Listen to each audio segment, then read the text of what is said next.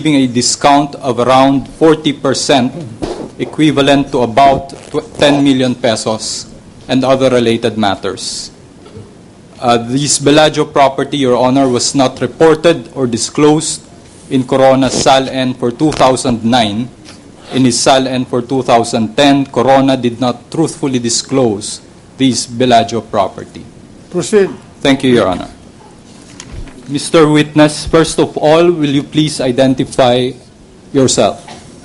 My name is Noli Hernandez. I'm the Senior Vice President for Marketing and Sales of Mega World Corporation.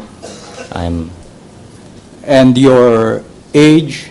I'm 42 years old. Nationality? I'm a Filipino. Thank you. You mentioned that you're the Senior Vice President for Marketing and Sales of Mega World Corporation. That's correct, Your Honor. How long have you held said position? Well, I've been with Mega World for the past 17 years, but I've been in this position for the past, I think, 8 or 9 years, if I'm not mistaken. In that capacity as Senior Vice President for Marketing and Sales, will you state for the record your basic duties and functions? Well, my basic duties actually include the packaging, the promotion, the marketing and selling of all the projects that we have in Fort Bonifacio area. So, in the hearing yesterday, Mega World Finance Director Giovanni Nang stated that with respect to the pricing and discount for the Bellagio penthouse bought by Renato and Cristina Corona, the person familiar with it would be you. Do you confirm this statement? that's correct, Your Honor. First of all, Mr. Witness, let's go to some preliminaries on the pricing of this Bellagio unit. In a high-rise condominium such as the Bellagio, which are more expensive, the higher floors or the lower floors? It's normally the higher floors, Your Honor. And Giovanni Nang testified that Unit 38B, acquired by Corona, is located on the highest or topmost floor. Do you confirm that? That's correct, Your Honor. In terms of mode of payment, when is the price higher? When the payment is in cash or when the payment is installment? Oh, when the payment is in cash. Your Honor, may I manifest that in his answer, Respondent Renato Corona admitted that he bought the Bellagio on installment basis. Mr. Nang, in terms of stage of development, when is it more expensive? When the building is still under construction or when it is already completed? When it's already completed. And Giovanni Nang testified that the Bellagio was completed in late 2008 to early 2009. Do you confirm that? That's right. And when did Corona buy the Bellagio? Our records show that he bought it around September of 2008, Your Honor. At that time, what was the regular selling price for a penthouse unit per square meter? There's a price range of between 78 to 80,000 per square meter. You're referring to the regular selling price in Bellagio 1? That is right. How much? Between 78 to 80,000 per square meter, Your Honor. All right. At 80,000 pesos per square meter, can you tell us how much should be the price of a 303.5 square meter penthouse? Will that not be a matter of computation? Yes, sir. Yes, Your No Honor, matter what the precisely. witness answer, it will not be bound, Your Honor. Let the witness answer. At that price, Your Honor, that will be 24 24. million. Yeah, 24 million. About More 24 or million. less. Yes. Thank you. And why is it that the property with a regular price of 24 million more or less was sold at 14.5 million pesos? Well, there's a lot of reasons for this, Your Honor, and if I may be allowed to explain the circumstances surrounding the sale of this property at that price. First of all, I'd like to make off record. Mr. Sir. Witness, I will reform first the question, Your Honor. No, he's answering the question. Okay, Let him go ahead. Okay. First of all, let me just make of record that the price of the unit actually that we should be talking about is not 24 million, but instead we should be talking of 14.5 million. There's a reason for this, and if I may be allowed to explain, sir.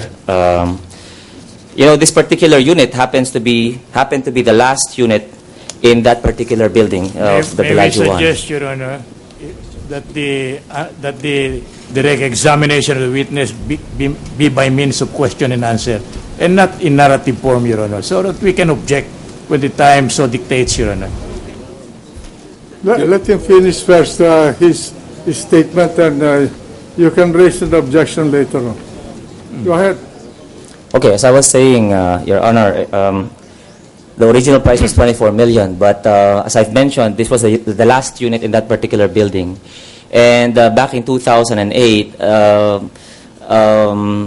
the situation has drastically changed for the marketing environment. And this unit was delivered as a semi-bare unit. It wasn't really finished. We were about to finish the building, this particular unit, but unfortunately, there was a typhoon, and the unit sustained some water damage, some leakage, Your Honor.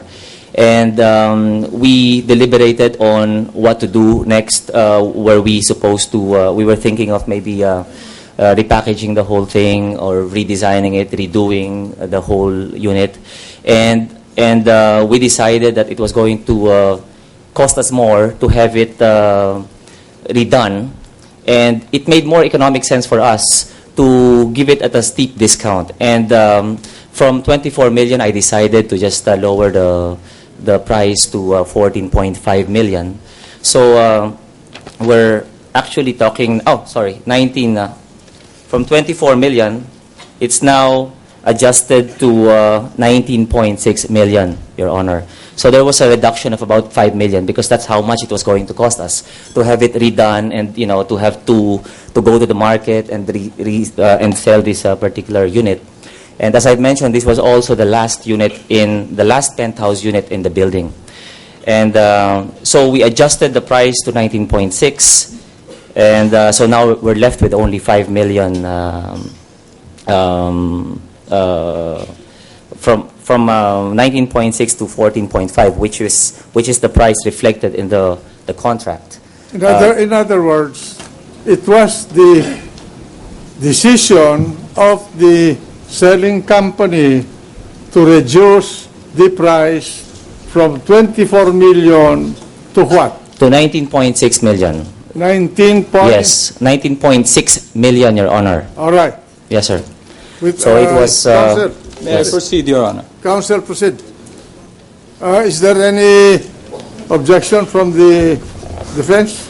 Well, the witness had already answered, Your Honor. I was trying to plead before this honorable court that his testimony be adduced by question and answer, so that we can object when the time... Your Honor, I will ask questions. From Thank here you. on, then the counsel for the prosecution is instructed to slice his questions into separate questions to arrive at the desired Yes, Your Honor. answers. Okay, thank you, Your Honor. Mr. Witness, according to the contract to buy and sell and the deed of absolute sale, the purchase price for the penthouse was 14.5 million pesos. Just to be clear, is this a regular price or a discounted price? Witness is incompetent, Your Honor. There is no showing that he is in privity with this alleged contract. Your Honor, he It's never- just it's explained... Lay the basis. Counsel, lay the basis. Mr. Witness, you testified and you confirmed that you are familiar with the pricing and discount for this particular Bellagio penthouse. Now I'm asking you, the 14.5 million, is this a regular price or discounted price? Very leading, Your Honor. No, Your Honor. Witness, did you prepare the contract to sell this unit? No, sir, I did not. Who did? Well, our legal department prepared it.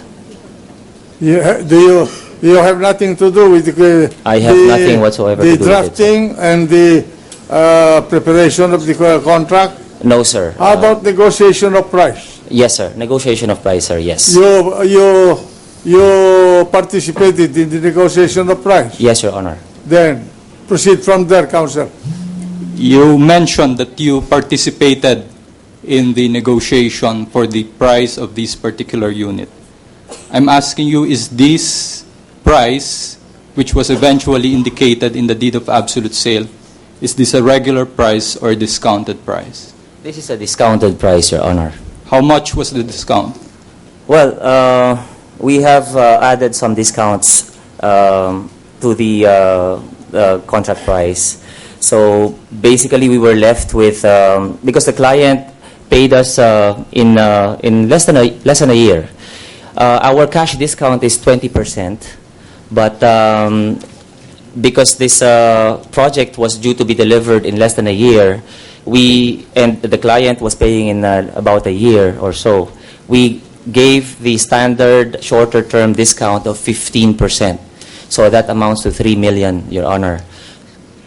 You stated that the regular selling price was 24 million pesos, and the price indicated in the deed of absolute sale is 14.5 million pesos. Yes. So can you just clarify by informing the court how much was the total discount given? Well, if you subtract 14.5 from 24.5. Just a minute. With the regular price ordinarily was 24 million. You know, I'm clarifying this not because of anything else, but the tendency of the question is misleading. According to the witness, and the record will bear this out, that unit ought to be priced at 24 million. But because of certain circumstances, motu proprio, the selling company reduced it to 19 million. Am I correct in this? That's correct, Your Honor. All right. 19.6, actually. And so that was the price, a specific price decided by no other one but the company. So please be sure that you do not vary the testimony of the witness. Yes, sir. So You stated that the regular selling price was 24 million. It was reduced to 19.6 million. Yes. But in the deed of absolute sale, it stated 14.5 million. that's correct. So, in total, how much was the total reduction? Yeah, from 19.6, we gave an additional, basically 5 million additional discount. And of course, out of that 5 million additional discount, 3 million or 15% was given because the client was paying almost in cash, shorter term payment discount, that's what we call it. If he paid us cash, we would have given him a 20% discount. At this juncture, Your Honor, may we request that the witness be directed to answer only the question and not tell us a story? Please Your Honor. answer the question I have of I the have made this- counsel. Do not elaborate, just answer. Again, Listen carefully with Just the... answer. actually, I the share question. Justice Cuevas' observation. So I'll again